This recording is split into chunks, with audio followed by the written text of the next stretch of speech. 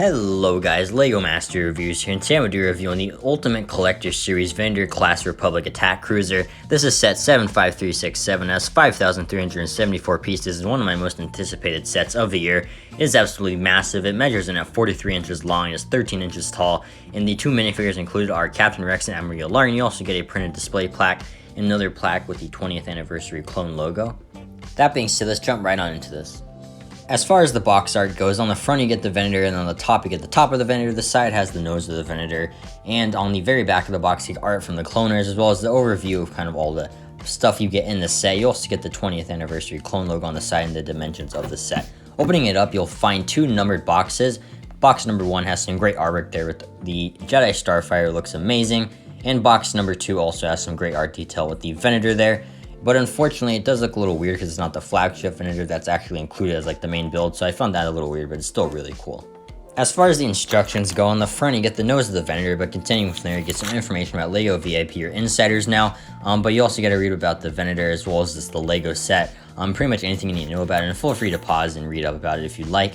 But continuing on, you get some more information about the Venator as well as the set, and just, again, anything you really need to know about it, and feel free to pause if you would like. But continuing on from there, you get some information about the designers, and on the next page it shows you how to pick up the set, and from there it's pretty much your normal LEGO instruction. Instruction number 2 actually connects to instruction number 4, which I found very cool, even though it doesn't exactly align perfectly. Instruction number 3 has all the engines of the set, and instruction number 4 is basically the same. There's nothing really special inside, as you can see. Now let's take a look at the minifigures. The first minifigure we're going to take a look at here is Captain Rex, and he's definitely the most controversial part of the set, and there's things I love about this minifigure and there's things I hate about this minifigure. As far as his helmet goes, as you can see, there is some great printing on there, but it is the new helmet mold with the holes, and I actually don't think it looks that bad. I think the rangefinder looks pretty cool in there, but you get some great printing with the whale marks on the side.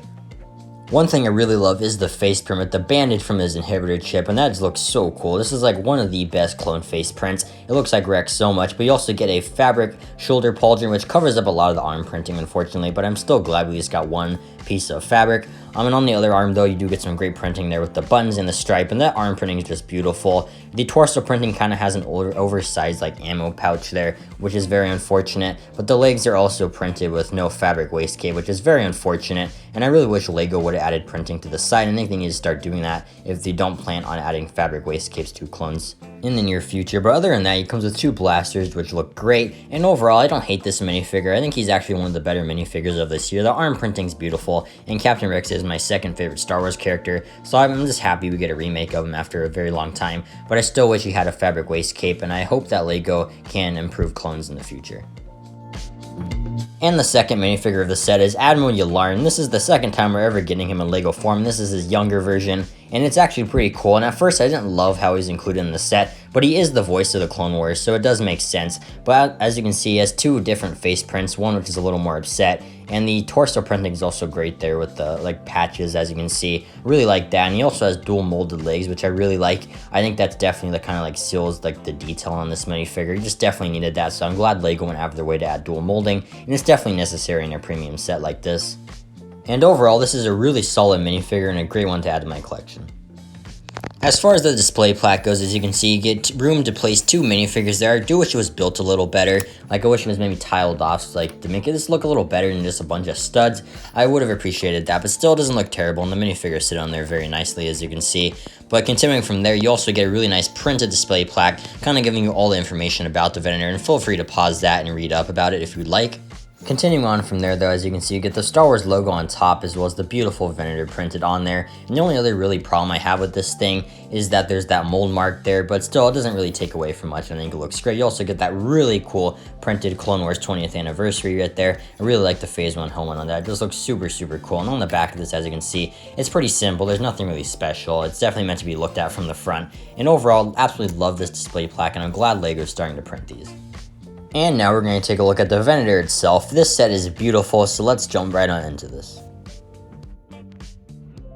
On the edge of the ship, it is absolutely beautiful. As you can see, you get some like light blue turquoise pieces there. They're like translucent, which is very cool. I just love all like the grilling detail they add. And you also get a gun here, like a turret, but unfortunately it's not like really rotatable. It's stuck in place. I do wish maybe there was some like extra like mobility there, but still looks fine. And again, you get that translucent piece there, which I think looks really cool, as well as those battle droid arms, which is also very awesome. And unfortunately, you get a bit of a gap there. As you can see, you can kind of see the insides of the set, but continuing on from there, you get like those Technic pieces there, which I really like the use of that. And right here, you get the tiny miniature scale gun shield, which kind of puts into scale how like massive the ship is supposed to be. Although I will admit this gun shield looks a lot more like an A-wing, but it's still really cool, and I like that detail with the hanger there.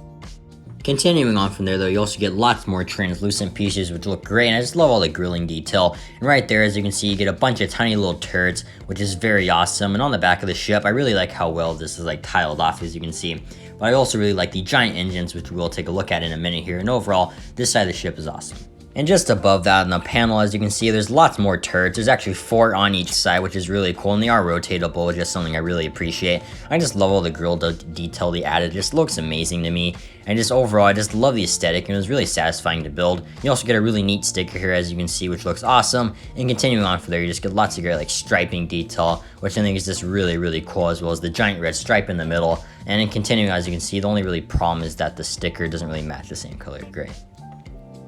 One thing a lot of people, including myself, are very upset about was that there was no interior included with the Venator, and it does make sense while you're building it. It definitely needs the Technic like spine in the center to be very sturdy, but I just definitely wish there was like maybe some kind of Easter egg inside, and there's really just nothing. And for those of you wondering, this is what the inside of the Venator looks like, as you can see, and one person named Brickstory Builds made an interior for the Venator that was super cool. Go check out their channel, but this is what it looked like. As you can see, you get Rex and the 332nd clones attacking Ahsoka during Order 66 in that room, as well as Maul about to be executed, which was another really cool room.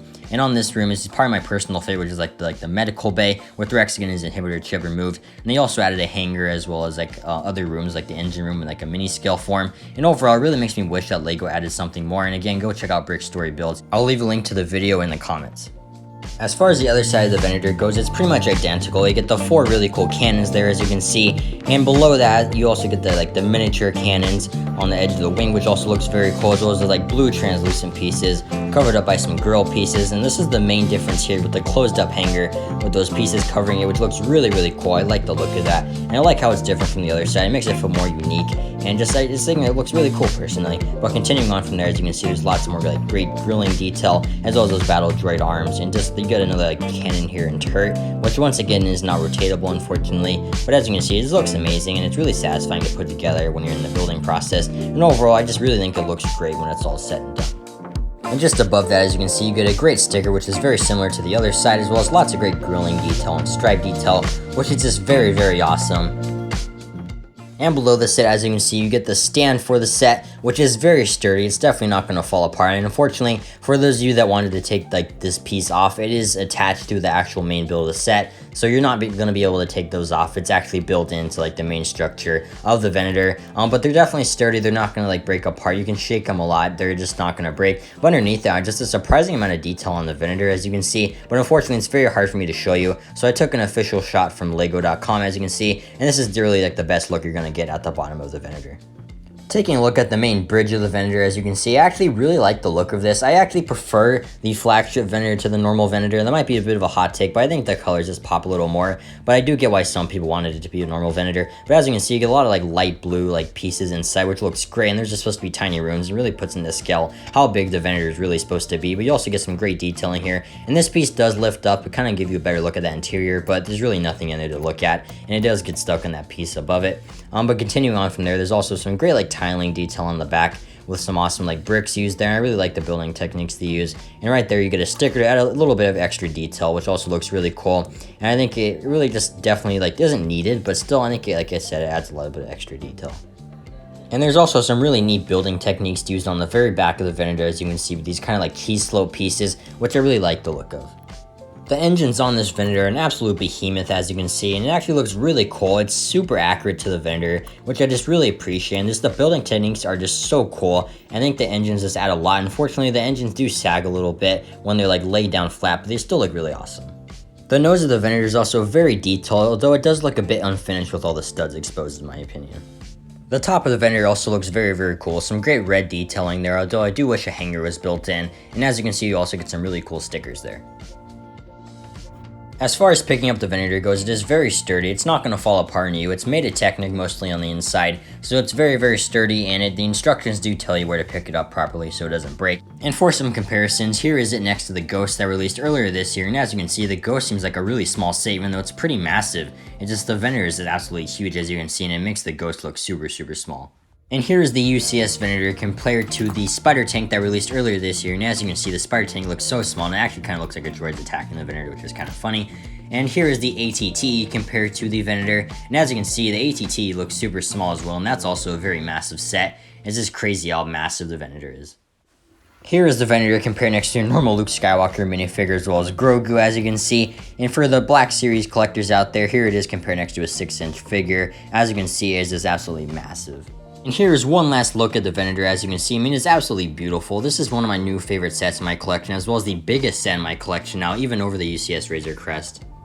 Overall, this set is an absolute love letter to Clone Wars fans. It is absolutely beautiful, and I feel like if you're a fan of the Clone Wars, you will not regret getting this set. But I think if you're not really that into the Clone Wars, you don't like the prequels that much, this might be one worth passing on. But still, this is a beautiful set that anyone can appreciate, and overall, I give it a 9 out of 10. There's just some flaws with the minifigures, and I wish maybe a little bit more minifigures were included, but still, this is a beautiful set, and it's one of my new favorites in my collection. With that being said, thank you for taking time out of your day to watch this video. I really appreciate it, and let me know in the comments down below what you think of this set, and I hope you guys enjoyed this video and have an incredible day.